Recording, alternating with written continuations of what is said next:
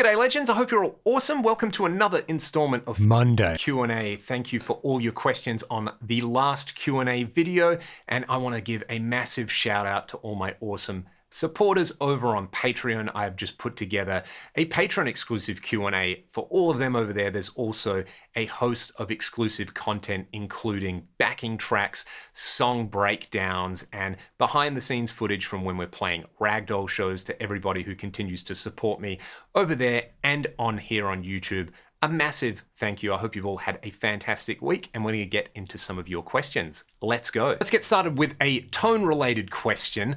Live tones versus recorded tones. How do I approach doing a ragdoll gig and dialing in sounds for it? Do I try to recreate the exact sounds used on the recording, or do I just try to get a good live sound? I tend towards the latter. There are particular parts of songs that have what I would consider signature effects. For example, rhythmic delays in particular verses, like in Rewind Your Mind or The World You Gave Us, where having a dotted eighth note delay at a particular value that I can tap in really makes a particular part work. There's other sections like the intro of Rewind Your Mind with a big kind of swirly rotary speaker sound. You know, if I use a Marshall on one song and a Recto on another song and a Mark IV on another song, going out and having different amp models for all of those songs, I don't think it really works that well, or people can really hear that much of a difference. If anything, it just makes the live sound a little bit inconsistent. Same thing, I'd never change the cab IR live. Keeping that consistent really helps in a mix. That just kind of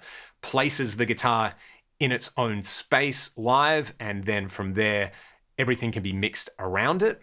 Furthermore, I do like experimenting with some time-based effects that I necessarily or wouldn't necessarily use in the studio. Like if I've double-tracked rhythm guitars in the studio, I'm not going to put a huge amount of, say, time-based effects on them, whereas live, I might use some big dual detune to make the guitar sound a little bit wider and fuller on there. So it's all about context on there. If I'm recording something, I'm thinking about making the recording sound as cool as it can. If I'm playing live, I'm thinking about the guitar sitting in the mix, basically just making sure people can actually hear the guitar, and when I play a guitar solo, making sure everybody can actually hear that, so they're not just seeing somebody just make faces in agony like this, which I tend to do a lot, without being able to hear the specifics. Great question up next. My advice for somebody who is looking to get back into guitar after a long break. Do it. Just do it. Don't worry about whether your chops are going to measure up or you feel like you're no longer as good as you used to be after a long break. The first and hardest step is actually just picking up the instrument again. Once you've done that, tell yourself that you want to have fun. Try to remember why you fell in love with the instrument in the first place, why you found playing enjoyable in the first place, and try to make that the guiding light when you're getting back into guitar, because it's so easy to get discouraged and kind of say, well, I used to be able to do this and I used to be able to do that. You know, cut yourself some slack. And if it's been 2 years, 4 years, 25 years, worry less about that and worry about what you can do with a guitar in your hands, because making guitar noises is one of the best things you can do with your time on earth, in my opinion. From there, if you really want to start to progress and push your chops, having a solid, consistent practice routine is pretty important. I don't mean go and do the Steve Vai 8-hour guitar workout. I mean maybe start with 15 to 30 minutes a day, where half of that time is maybe learning a song that you love, and the other half of that time can be working on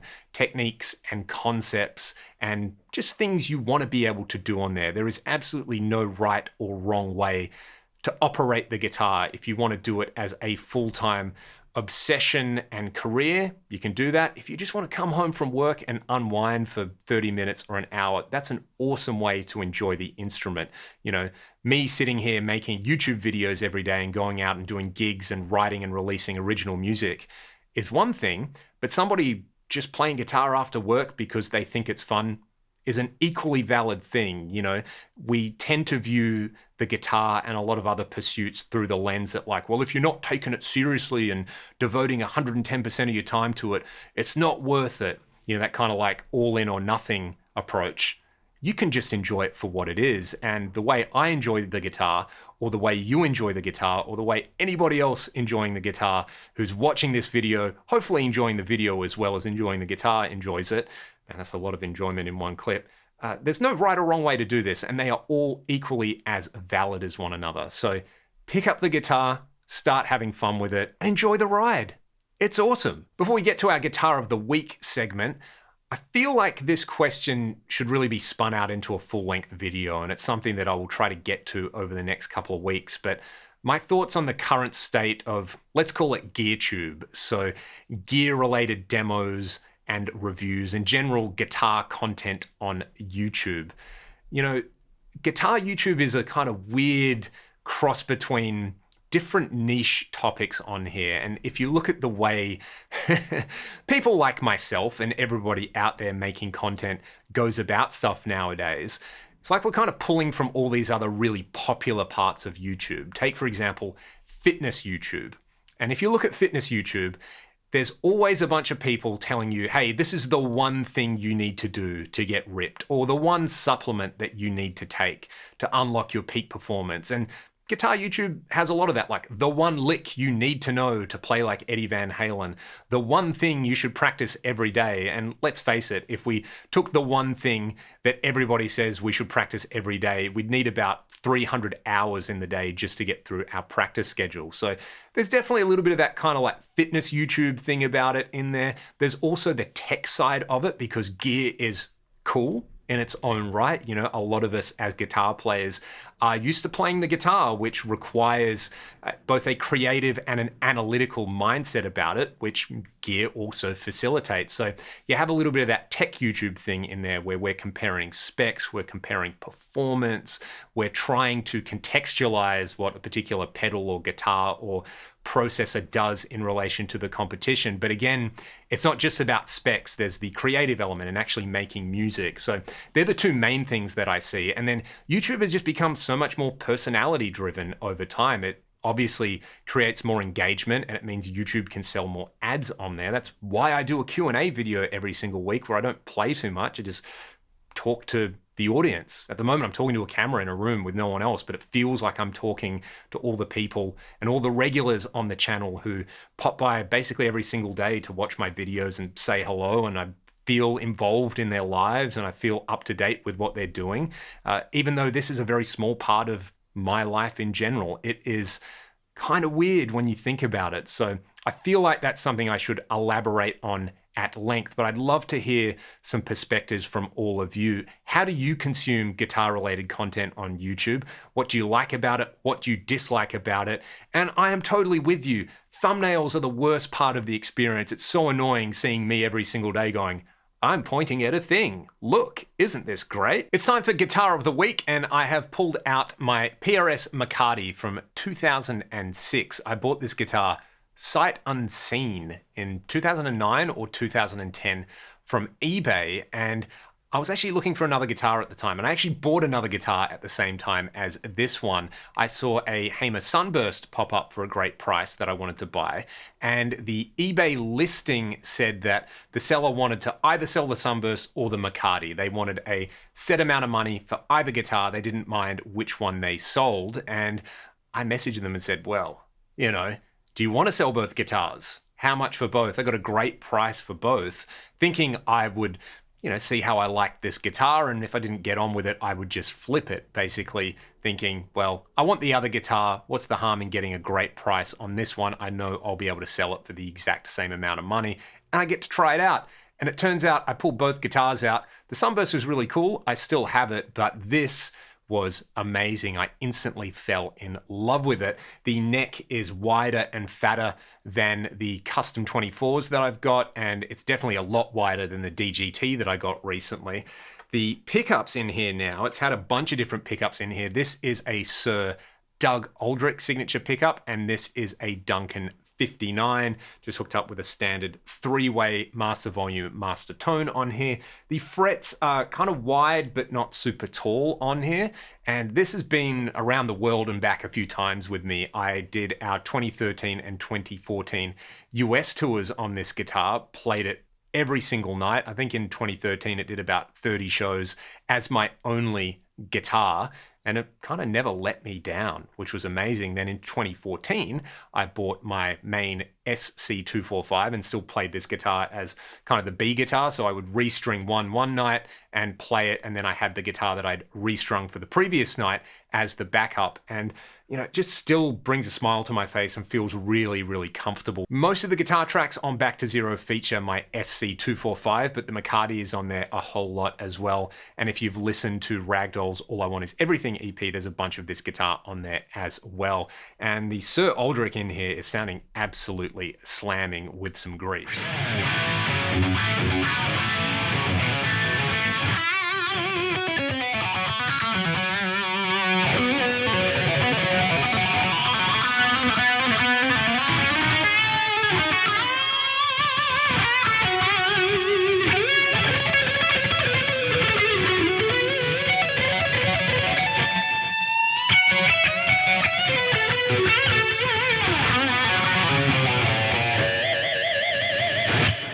That ties in nicely to the next question, which is about how to get better at pinched harmonics and more consistent with them. It's all about finding the sweet spots on your guitar. And if you think about the way, say, a 12th fret open string harmonic works on your guitar, it is dividing the length of the string in two. The 7th fret open harmonic would be dividing it into 3. The 5th fret harmonic would be dividing it into 4, and so on and so forth. As you kind of move along the string doing those natural harmonics, you're going to access higher and higher overtones in there. You're kind of doing the opposite thing when you do a pinched harmonic down at this end. You could actually recreate this if you start at like the 4th fret on your guitar and just move down, gently touching the string. You'll hear a bunch of higher order harmonics. And you could try and recreate the same experience down here if you reach over your guitar. But we don't want to do that. We want to use the fleshy part of our thumb in those spots. So the exercise would be to take a note, say the 3rd fret of the 3rd string, do the pinch harmonic motion and just move up and down the string, and you'll start to hear different overtones pop out.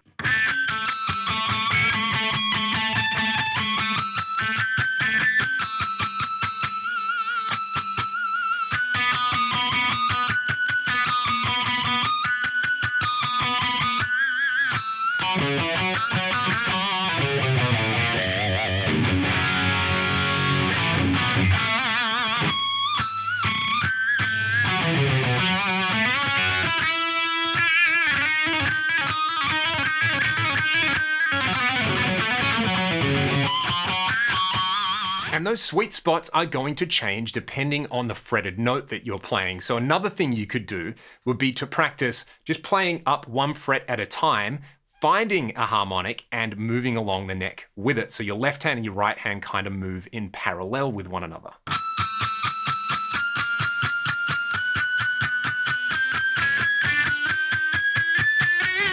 There's lots of different ways to practice that, but I think just being aware of what you are physically trying to do helps so much. And also just release yourself from the fear of failure with it, because there's definitely going to be times you think you're going to hit the sickest pinched harmonic in the world and it just doesn't come off. Another few things to think about is that personally, I find pinch harmonics so much easier when I'm playing at really, really high volumes. So if I'm here in the studio and it's not quite as loud, it can be a little bit hard to kind of, squeeze them out of the guitar. But if I'm playing the same sound at stage volume, they just fly everywhere. And I tend to overdo them when I'm playing live. It's also just such a great effect on there. Also, lots and lots and lots of gain helps in here. Boosting the mid-range with either like some kind of tube screamer or SD1 soul pedal is kind of a tried and proven way to do it as well.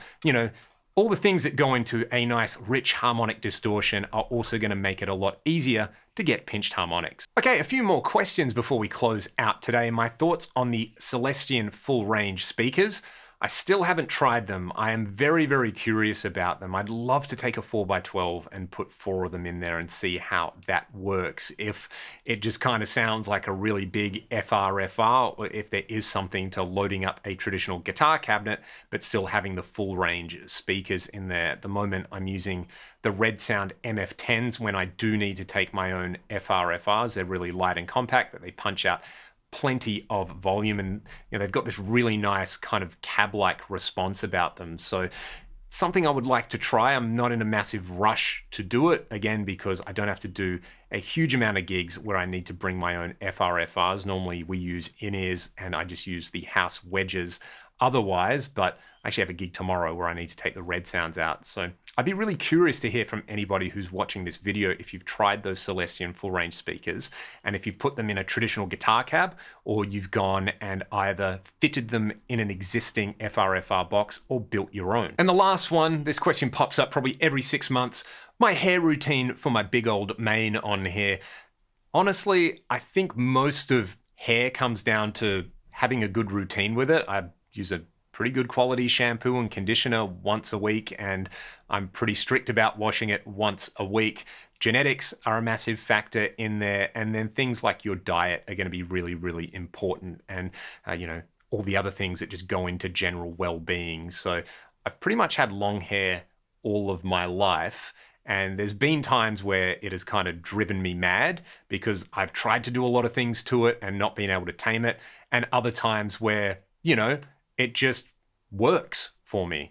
Summer hair is particularly hard. Having long hair, I wear it up a lot around the house, but being able to do videos and being able to go out and do shows and flick my hair around is a lot of fun. The thing that I've really struggled with is when we've toured the States in venues that still allow smoking indoors. I kind of can't get out of the horror of how filthy your hair gets, like going back to the hotel after a gig and having to wash my hair after every single show and seeing smoke being washed out of it was something I don't think I'll ever get over. So you can't smoke indoors in venues here in Australia, which I'm really, really grateful for. So even if I go out and do a gig that's kind of super sweaty and gross, if it's interrupting my cycle with washing my hair, my all-important cycle, I can only get through a few more days on there. And also, if my hair is getting super greasy and I've got a day out from the day I want to wash it, some dry shampoo goes a long way. I wish I knew about dry shampoo a lot earlier in my life. That is it for this week's video. Thank you so much for tuning in. Again, if you want to support what I do directly and you want access to some exclusive content, consider signing up to my Patreon. I've just been in the process of adding some new perks to all the tiers and trying to differentiate them. A massive thank you to all my existing patrons who continue to support what I do here on the channel. It means a lot to me. You keep the lights on in here, you keep my cats fed, and you keep the greasy tones flowing. Alternatively, you can check out some of the music that I make with my band Ragdoll. Grab yourself some free stuff from the video description, and most importantly, take care of yourselves and have a great week. See you next time.